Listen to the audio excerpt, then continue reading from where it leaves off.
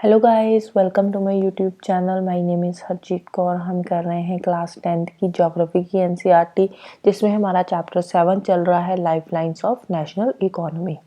तो इसमें आज हम शुरू करेंगे वाटरवेज से। वाटरवेज से शुरू करने से पहले रेलवे ट्रैक्स के बारे में एक बार डिस्कस कर लेते हैं, क्योंकि जब रेलवेज वाला मैंने आपको करवाया था उस टाइम पे रेलवे ट्रैक्स के बारे में मैं बताना भूल गई थी। रेलवे ट्रैक्स तीन तरह के होते हैं, broad gauge, metre gauge and narrow gauge. Broad gauge में जो ट्रैक्स के बीच का डिस्टेंस होता है वो होता है 1.676 मीटर का। मीटर गेज में जो रेलवे ट्रैक्स के बीच का डिस्टेंस होता है वो होता है 1 मीटर का। नैरो गेज में होता है 0.762 एंड 0.610 मीटर का। तो ये तीन तरह के रेलवे ट्रैक्स होते हैं। फर्स्ट जो है ब्रॉड गेज का जो टोटल रूट है इंडिया में वो है 63,950 किलोमीटर का। मीटर गेज का जो डिस्टेंस है वो है 2,402 किलोमीटर का, और नैरो गेज का जो डिस्टेंस है वो है 1,604 किलोमीटर का। और टोटल जो डिस्टेंस है रेलवे ट्रैक्स का वो है 67,956 किलोमीटर्स का, अकॉर्डिंग टू डाटा 2019-20। राइट। तो अब चलते हैं हम अपना वाटरवेज पे। वाटरवेज की बात करें तो एंशियंट टाइम से ही इंडिया एक सी फेयरिंग कंट्री है। आसपास की कंट्रीज के साथ इंडिया का ट्रेड चलता रहता है। इंडिया के जो सी मैन है वो आसपास की कंट्रीज में आते जाते रहते हैं, इंडिया के कल्चर को स्प्रेड करते हैं, इंडिया के कॉमर्स को स्प्रेड करते हैं, और इंडिया का ट्रेड चलता है आसपास की कंट्रीज के साथ। जो वाटरवेज है ना, वाटरवेज एक चीपेस्ट मोड्स ऑफ ट्रांसपोर्ट है। सबसे जो सस्ता मीन्स ऑफ ट्रांसपोर्ट है वो क्या है, वो है वाटरवेज। अब जो रेलवेज की हम बात कर रहे थे, रेलवेज भी इतना महंगा नहीं होता, बट रेलवेज से भी अगर कोई सस्ता मोड्स ऑफ ट्रांसपोर्ट है वो है वाटरवेज। दूसरा, रेलवेज की अगर हम बात करें तो रेलवेज के थ्रू हम बाकी की कंट्रीज के साथ ट्रेड नहीं कर सकते। रेलवेज के थ्रू हम with in India he trade कर सकते हैं, लेकिन वाटरवेज के साथ हम बाकी की कंट्रीज के साथ भी ट्रेड कर सकते हैं। वाटरवेज मोस्ट सुटेबल है हैवी एंड बल्की गुड्स के लिए। अगर कोई heavy goods like motor vehicles हैं, गाड़ियां हैं बड़ी बड़ी, दूसरी कंट्रीज में लेकर जानी है, एक्सपोर्ट इंपोर्ट करना है उनका, तो उसके लिए जो best suitable means of transport है वो है वाटरवेज, क्योंकि चीपेस्ट भी है और बल्कि गुड्स के लिए बेस्ट भी है।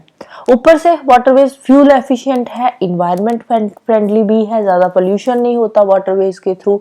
इंडिया की अगर हम बात करें तो इंडिया में इनलैंड नेविगेशन वाटरवेज की बात कर रहे हैं। सबसे पहले इनलैंड वाटरवेज मतलब इंडिया के विद इन द कंट्री जो रिवर्स के थ्रू हम एक जगह से दूसरी जगह जाते हैं बाय वाटर, तो उसको बोलते हैं इनलैंड वाटरवेज। इंडिया में जो टोटल इनलैंड नेविगेशन वाटरवेज की लेंथ है वो है 14,500 किलोमीटर। इसमें से 5,685 किलोमीटर जो है वो है मैकेनाइज्ड वेसल्स, मतलब कि बड़े बड़े शिप्स चलते हैं जो कि मोटर इंजन पे चलते हैं। इसके अलावा इंडिया के अंदर जो इनलैंड वाटरवेज है उसमें कुछ ऐसे वाटरवेज भी है जिनको नेशनल वाटरवेज डिक्लेयर किया गया है by the government of India. तो इसमें कुछ वाटरवेज भी यहाँ पे दे रखे हैं, जैसे कि सबसे पहले नेशनल वाटरवे 1 है। जो नेशनल वाटरवे 1 वो रिवर गंगा पे बना हुआ है, इलाहाबाद एंड हल्दिया के बीच में, और इसकी जो टोटल लेंथ है, टोटल डिस्टेंस है इलाहाबाद से हल्दिया के बीच में गंगा रिवर पे जो नेशनल वाटरवे 1 है, इसका टोटल डिस्टेंस है 1620 किलोमीटर का।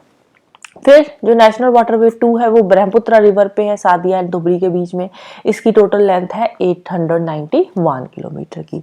नेशनल वाटरवे 3 ये केरला में है, वेस्ट कोस्ट कैनाल पे, कोटापुरम कोलाम उद्योग मंडल एंड चंपाकारा कैनाल्स पे है, इसकी टोटल लेंथ है 205 किलोमीटर की। नेशनल वाटरवे 3 गोदावरी कृष्णा की स्ट्रेचेस पे बना हुआ है। तो ये 4 स्टेट्स में पड़ता है। जो नेशनल वाटरवे 4 है तेलंगाना, आंध्रा, पौंडीचेरी एंड तमिलनाडु में। तो इसकी टोटल लेंथ है 1078 किलोमीटर की। नेशनल वाटरवे 5 जो है ये ब्राह्मणी रिवर पे बना हुआ है। तो ये वाला जो है ये ओडिशा एंड वेस्ट बंगाल में पड़ता है, इसकी टोटल लेंथ है 588 किलोमीटर की। ठीक है, ये कुछ वाटरवेज है इंडिया के, इसके अलावा और भी है। ये कुछ नेशनल वाटरवेज यहाँ पे दे रखे हैं जिनकी लिस्ट है यहाँ पे जो इम्पोर्टेंट है। इसके अलावा इनलैंड वाटरवेज की बात करें तो इनलैंड वाटरवेज में और भी बहुत सारी छोटी छोटी रिवर्स है जिनके थ्रू ट्रांसपोर्टेशन का काम किया जाता है। फॉर एग्जांपल गोवा की हो गई मांडवी रिवर, जुआरी रिवर, कुंभरचुआ रिवर, ये तीनों गोवा की रिवर्स है, तो इनके थ्रू भी इनलैंड ट्रांसपोर्टेशन का काम किया जाता है। सुंदरबन हो गया, बैरक रिवर हो गई नागालैंड मेघालय वाली साइड पे, तो इसके थ्रू भी इनलैंड ट्रांसपोर्टेशन का काम किया जाता है। केरला के बैकवाटर्स हो गए, तो ये वाली कुछ छोटी छोटी रिवर्स है जिनके थ्रू हम इनलैंड ट्रांसपोर्टेशन का काम करते हैं। इसके अलावा इंडिया का जो ट्रेड है फॉरेन कंट्रीज के साथ, वो कहाँ से होता है, वो बड़े बड़े पोर्ट्स के साथ होता है। हम सी के थ्रू ट्रेड करते हैं, जो बाकी की कंट्रीज के साथ हम ट्रेड करते हैं।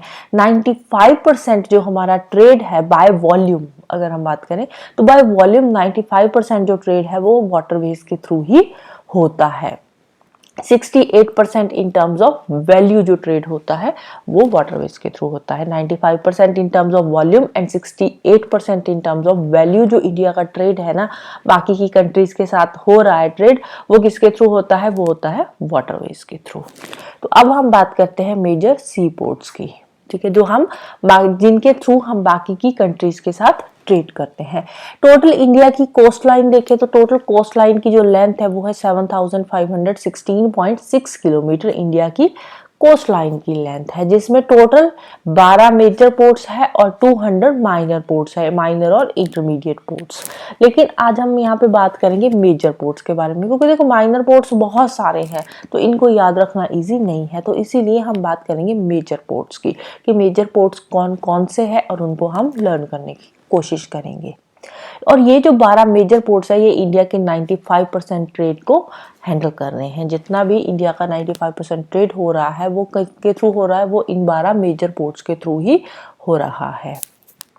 तो इसमें सबसे पहला पोर्ट आता है कांडला पोर्ट, गुजरात में है। तो ये वाला जो पोर्ट है ये इंडिपेंडेंस के बाद सबसे पहला पोर्ट जो बना था वो था कांडला पोर्ट। अब ये कांडला पोर्ट क्यों बनाया गया था, ये बनाया गया था जो मुंबई पोर्ट था वहां पे वॉल्यूम ऑफ ट्रेड को थोड़ा ईज करने के लिए कांडला पोर्ट बनाया गया था। क्योंकि हुआ क्या था, पार्टीशन से पहले एक होता था कराची पोर्ट और एक था मुंबई पोर्ट। कुछ ट्रेड मुंबई पोर्ट के थ्रू होता था, कुछ ट्रेड होता था कराची पोर्ट के थ्रू। पार्टीशन के बाद जो कराची था वो चला गया पाकिस्तान के पास, वो पाकिस्तान के पास चला गया तो इंडिया के पास रह गया। अब जो इंडिया का मुंबई पोर्ट था वहां पे क्या हुआ, वहां पे बहुत ज्यादा ट्रेड का जो वॉल्यूम था वो बढ़ गया, तो उस पर प्रेशर बढ़ गया। तो उस पे जो ट्रेड के वॉल्यूम को ईज करने के लिए फिर पार्टीशन के बाद सबसे पहले बनाया गया कांडला पोर्ट। ठीक है, मुंबई पोर्ट के तो जो ट्रेड था उसको थोड़ा ईज करने के लिए कांडला पोर्ट बनाया गया था। जो कांडला पोर्ट है, कांडला पोर्ट को दीनदयाल पोर्ट भी बोला जाता है और कांडला पोर्ट एक टाइडल पोर्ट है। टाइडल पोर्ट मींस जब हाई टाइड आता है तो शिप्स अपने आप ऊपर आ जाते हैं और वहां पे फिर उनकी लोडिंग अनलोडिंग होती है हाई टाइड के टाइम पे, राइट।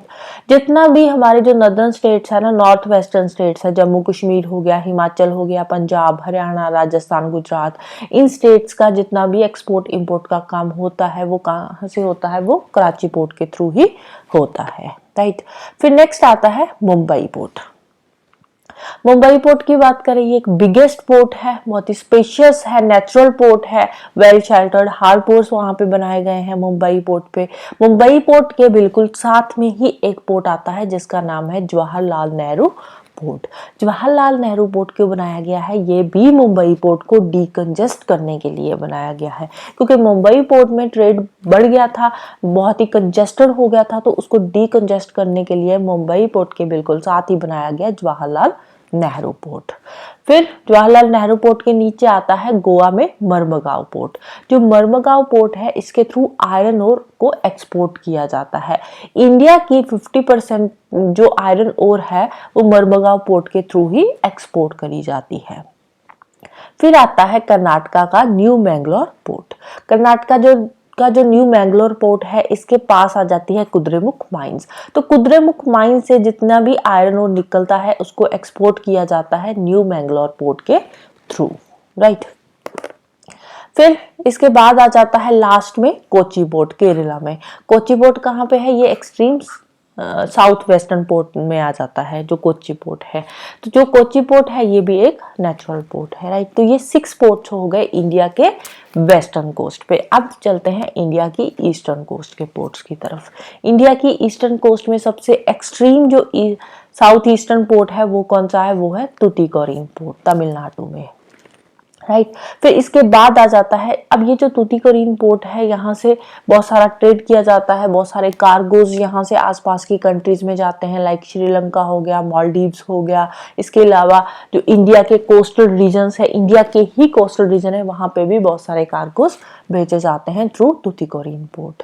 तूतीकोरिन पोर्ट के बाद आता है इसके ऊपर चेन्नई पोर्ट। जो चेन्नई पोर्ट है, Chennai port is one of the oldest artificial port of the country. हमारे इंडिया का सबसे पुराना जो आर्टिफिशियल पोर्ट है वो है चेन्नई पोर्ट। मुंबई पोर्ट के बाद जो रैंक आता है in terms of volume of trade and cargo, तो वो नंबर आता है चेन्नई पोर्ट का, ठीक है। सबसे ज्यादा ट्रेड कहाँ पे होता है, मुंबई पोर्ट के पे। मुंबई पोर्ट के बाद अगर सबसे ज्यादा ट्रेड होता है इन टर्म्स ऑफ वॉल्यूम तो वो है Chennai port, right. Chennai port के बाद में आता है फिर विशाखापट्टनम पोर्ट। विशाखापट्टनम पोर्ट जो है ये डीपेस्ट पोर्ट है, लैंडलॉक्ड है, वेल प्रोटेक्टेड पोर्ट है। विशाखापट्टनम पोर्ट के थ्रू आयरन ओर को एक्सपोर्ट किया जाता है। विशाखापट्टनम के बाद फिर ऊपर आता है ओडिशा में पारादीप पोर्ट। पारादीप पोर्ट के थ्रू भी आयरन ओर ही एक्सपोर्ट करी जाती है। फिर आ जाता है कोलकाता पोर्ट। कोलकाता पोर्ट जो है ये एक इनलैंड रिवराइन पोर्ट है, कोलकाता पोर्ट। और ये जो कोलकाता पोर्ट है ये बनाया गया है गंगा ब्रह्मपुत्रा बेसिन पे, टाइडल पोर्ट है। अब टाइडल पोर्ट है तो इसके पास हुगली रिवर है। तो होता क्या है, टाइडल पोर्ट होने की वजह से हुगली रिवर में बहुत ज्यादा सैंड सिल्ट भर जाती है, तो फिर उसको time to time Hooghly river के अंदर जो सैंड सिल्ट भरी होती है ना, उसको हुगली रिवर से जो आती है सैंड सिल्ट, तो उसको साफ करना पड़ता है यहाँ से। फिर इसके बाद आता है हल्दिया पोर्ट। अब ये जो हल्दिया पोर्ट है ना, हल्दिया पोर्ट एक सब्सिडियरी पोर्ट है। ये क्यों बनाया गया था, ये कोलकाता पोर्ट पे प्रेशर को कम करने के लिए बनाया गया था, क्योंकि कई बार क्या होता है कोलकाता पोर्ट पे बहुत ज्यादा प्रेशर हो जाता है, तो इसीलिए कोलकाता पोर्ट पे बहुत ज्यादा प्रेशर ना बढ़े उसको कम करने के लिए बनाया गया था हल्दिया पोर्ट। तो उस टाइम पे फिर हल्दिया पोर्ट के थ्रू भी एक्सपोर्ट इम्पोर्ट का काम शुरू कर दिया जाता है, राइट। तो इसके बाद हम ये जितने भी पोर्ट्स हमने अब तक पढ़े हैं इसको एक बार हम मैप पे देख लेते हैं। तो ये रहा कांडला पोर्ट गुजरात में। फिर आ जाता है यहाँ पे मुंबई पोर्ट, मुंबई के साथ ही आ गया ये जवाहरलाल नेहरू पोर्ट। फिर आ गया गोवा में मरमगांव पोर्ट, कर्नाटका में आ गया न्यू मैंगलोर पोर्ट। फिर नीचे केरला में कोच्चि पोर्ट। फिर इधर ये तो आ गए वेस्ट कोस्ट के। ईस्ट कोस्ट की तरफ चले तो ये तमिलनाडु में तूतीकोरिन पोर्ट, इसके ऊपर आ गया चेन्नई पोर्ट। फिर यहाँ पे विशाखापट्टनम पोर्ट, पारादीप पोर्ट, इसके ऊपर ये हल्दिया और कोलकाता पोर्ट, दोनों के दोनों ही साथ साथ आ जाएंगे, हल्दिया कोलकाता, क्योंकि जो हल्दिया पोर्ट है कोलकाता का एक सब्सिडियरी पोर्ट है। जब कोलकाता पोर्ट पे प्रेशर बहुत ज्यादा बढ़ जाता है तो उस टाइम पे हल्दिया पोर्ट के थ्रू काम किया जाता है, राइट। तो अब इसको याद किसी भी तरीके से रख सकते हो। कांडला पोर्ट मुंबई, मुंबई में कांड हो गया, किस लिए कांड हुआ था, जवाहरलाल नेहरू जी से को लेकर कांड हो गया किसी भी लिए, तो अब उसमें बहुत सारे लोग मर गए, बहुत सारे लोग मांगने लग गए, इतनी बुरी कंडीशंस हो गई, तो मतलब उनके पास कुछ भी नहीं बचा, कोच्चि कुछ भी नहीं बचा, ठीक है। ईस्टर्न में तूतीकोरिन चेन्नई चेन टूट गई। कहाँ कैसे टूटी, पटना जा रहे थे तो चेन टूट गई। प्रदीप ने क्या किया, उसको हल्दी लगा दी काट के चेन को, उसको ठीक करने के लिए, ठीक है। ऐसे कोई भी स्टोरी बना के आप इन पोर्ट्स को याद कर सकते हो, क्योंकि ये जो 12 मेजर पोर्ट्स है ये इंपॉर्टेंट पोर्ट्स है, याद रखने जरूरी है। कौन से स्टेट में पड़ता है, कौन सी साइड पे है, ईस्टर्न कोस्ट पे है, वेस्टर्न कोस्ट पे है, ये भी याद रखना जरूरी है, right. So this is all about today. तो जाने से पहले वीडियो को लाइक कर देना, शेयर कर देना और चैनल को सब्सक्राइब कर लेना। Thank you, bye bye and have a nice day.